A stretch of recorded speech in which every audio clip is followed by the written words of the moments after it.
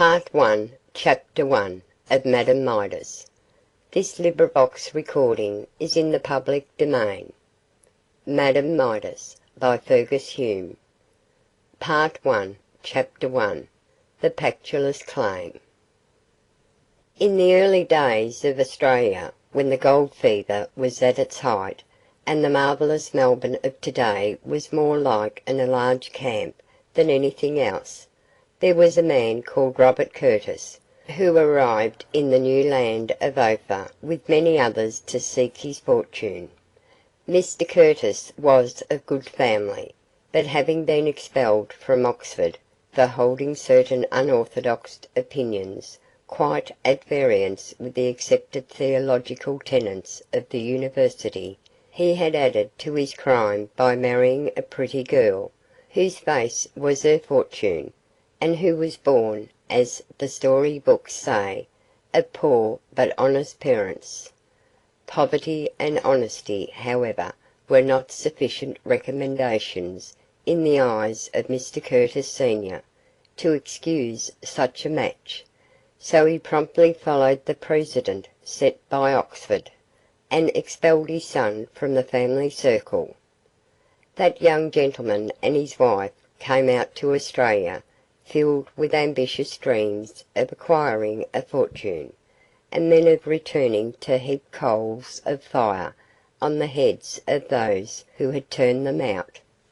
These dreams, however, were destined never to be realised, for within a year after their arrival in Melbourne, Mrs. Curtis died, giving birth to a little girl, and Robert Curtis found himself once more alone in the world, with the encumbrance of a small child. He, however, was not a man who wore his heart on his sleeve, and did not show much outward grief, though, no doubt, he sorrowed deeply enough for the loss of the pretty girl for whom he had sacrificed so much. At all events, he made up his mind at once what to do, so placing his child under the care of an old lady, he went to Ballarat, and set to work to make his fortune. While there his luck became proverbial, and he soon found himself a rich man, but this did not satisfy him, for being of a far-seeing nature, he saw the important part Australia would play in the world's history. So with the gold won by his pick, he bought land everywhere, and especially in Melbourne, which was even then becoming metropolitan. After 15 years of a varied life, he returned to Melbourne to settle down, and found that his daughter had grown up to be a charming young girl, the very image of his late wife. Curtis built a house, went in for politics, and soon became a famous man in his adopted country. He settled a large sum of money on his daughter absolutely, which no one, not even her future husband, could touch, and introduced her to society. Miss Curtis became the belle of Melbourne, and her charming face, together with the more substantial beauties of wealth, soon brought crowds of suitors around her. Her father, however, determined to find a husband for her whom he could trust, and was looking for one, when he suddenly died of heart disease, leaving his daughter an orphan and a wealthy woman. After Mr. Curtis had been buried by the side of his dead wife, the heiress went home to her richly furnished house, and after passing a certain period in mourning, engaged a companion, and once more took her position in society. Her suitors, numerous and persistent as those of Penelope, soon returned to her feet, and she found she could choose a husband from men of all kinds, rich and poor, handsome and ugly, old and young. One of these, a penniless young Englishman called Randolph Villiers, paid her such marked attention, that in the end Miss Curtis, contrary to the wishes of her friends, married him.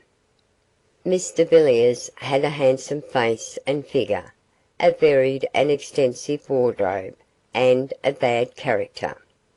He, however, suppressed his real tastes until he became the husband of Miss Curtis, and holder of the purse, for such was the love his wife bore him that she unhesitatingly gave him full control of her property, excepting that which was settled on herself by her father, which was, of course, beyond marital control. In vain her friends urged some settlement should be made before marriage. Miss Curtis argued that to take any steps to protect her fortune would show a want of faith in the honesty of the man she loved, so went to the altar and reversed the marriage service by endowing Mr Randolph Villiers with all her worldly goods. The result of this blind confidence justified the warnings of her friends, for as soon as Villiers found himself in full possession of his wife's fortune, he immediately proceeded to spend all the money he could lay his hands on. He gambled away large sums at his club, betted extensively on the turf, kept open house, and finally became entangled with a lady whose looks were much better than her morals, and whose capacity for spending money so far exceeded his own that in 2 years she completely ruined him. Mrs Villiers put up with this conduct for some time, as she was too proud to acknowledge she had made a mistake in her choice of a husband, but when Villiers, after spending all her wealth in riotous living, actually proceeded to ill-treat her in order to force her to give up the money her father had settled on her, she rebelled. She tore off her wedding ring, threw it at his feet, renounced his name, and went off to Ballarat with her old nurse and the remnants of her fortune. Mr Villiers, however, was not displeased at this step. In fact, he was rather glad to get rid of a wife who could no longer supply him with money, and whose presence was a constant rebuke. He sold up the house and furniture, and converted all available property into cash, which cash he then converted into drink for himself and jewellery for his lady friend. The end soon came to the fresh supply of money, and his lady friend went off with his dearest companion, to whose purse she had taken a sudden liking. Villiers, deserted by all his acquaintances, sank lower and lower in the social scale, and the once brilliant butterfly of fashion became a billiard marker, then a tout at races, and finally a bar loafer with no visible means of support. Meantime, Mrs Villiers was prospering in Ballarat, and gaining the respect and good opinion of everyone, while her husband was earning the contempt of not only his former friends, but even of the creatures with whom he now associated.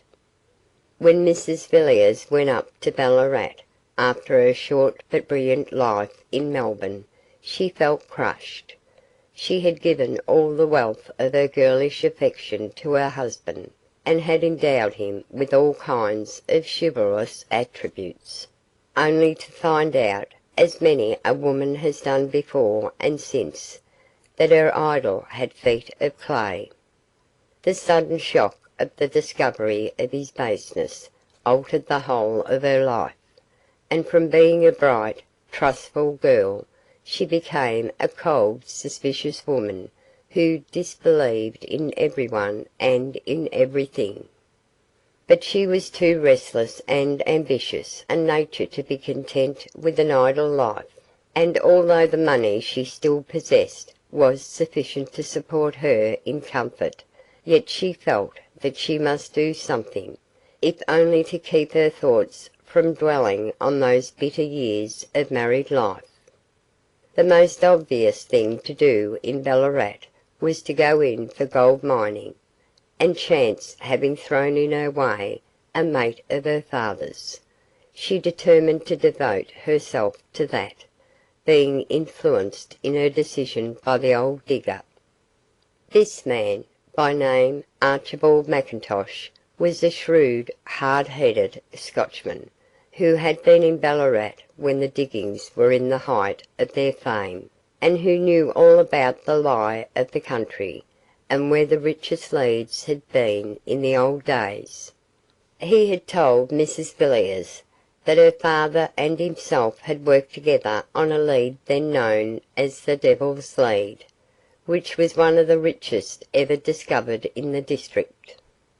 It had been found by 5 men, who had agreed with one another to keep silent as to the richness of the lead, and were rapidly making their fortunes when the troubles of the Eureka Stockade intervened, and in the encounter between the miners and the military, 3 of the company working the lead were killed, and only 2 men were left who knew the whereabouts of the claim and the value of it. These were M'Intosh and Curtis, who were the original holders. Mr Curtis went down to Melbourne, and, as previously related, died of heart disease, so the only man left of the 5 who had worked the lead was Archibald M'Intosh. He had been too poor to work it himself, and having failed to induce any speculator to go in with him to acquire the land, he had kept silent about it, only staying up at Ballarat and guarding the claim lest someone else should chance on it. Fortunately, the place where it was situated had not been renowned for gold in the early days, and it had passed into the hands of a man who used it as pasture land, quite ignorant of the wealth which lay beneath. When Mrs Villiers came up to Ballarat, this man wanted to sell the land, as he was going to Europe, so acting under the urgent advice of M'Intosh, she sold out of all the investments which she had and purchased the whole tract of country where the old miner assured her solemnly that Devil's Lead was to be found. Then she built a house near the mine, and taken her old nurse, Selina Sprotts, and Archibald M'Intosh to live with her, sunk a shaft in the place indicated by the latter. She also engaged miners, and gave M'Intosh full control over the mine, while she herself kept the books, paid the accounts, and proved herself to be a first-class woman of business. She had now been working the mine for 2 years, but as yet had not been fortunate enough to strike the lead. The gutter, however, proved remunerative enough to keep the mine going, pay all the men, and support Mrs Villiers herself, so she was quite content to wait till fortune should smile on her, and the long-looked for Devil's Lead turned up. People who had heard of her taking the land were astonished at first, and disposed to scoff, but they soon began to admire the plucky way in which she fought down her ill luck for the first year of her venture. All at once matters changed. She made a lucky speculation in the share market, and the Pactolus claim began to pay. Mrs Villiers became mixed up in mining matters, and bought and sold on 'change with such foresight and promptitude of action that she soon began to make a lot of money. Stockbrokers are not as a rule romantic, but one of the fraternity was so struck with her persistent good fortune that he christened her Madame Midas, after that Greek king whose touch turned everything into gold. This name tickled the fancy of others, and in a short time she was called nothing but Madame Midas all over the country, which title she accepted complacently enough as a forecast of her success in finding the Devil's Lead, which idea had grown into a mania with her as it already was with her faithful henchman, Mackintosh. When Mr Villiers therefore arrived in Ballarat, he found his wife universally respected and widely known as Madame Midas, so he went to see her, expecting to be kept in luxurious ease for the rest of his life. He soon, however, found himself mistaken, for his wife told him plainly she would have nothing to do with him, and that if he dared to show his face at the Pactolus claim, she would have him turned off by her men.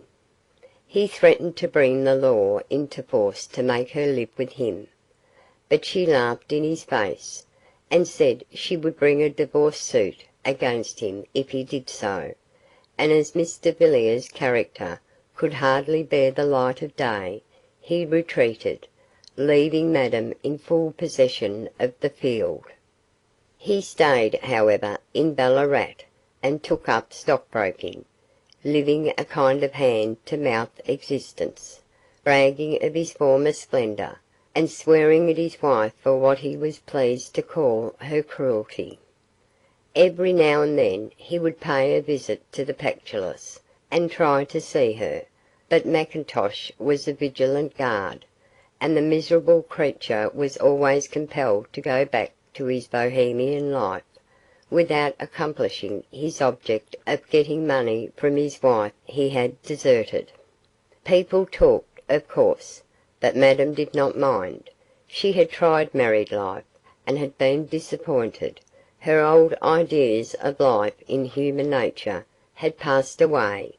In short, the girl who had been belle of Melbourne as Miss Curtis and Mrs Villiers had disappeared, and the stern, clever, cynical woman who managed the Pactolus claim was a new being called Madame Midas. End of Part 1, Chapter 1.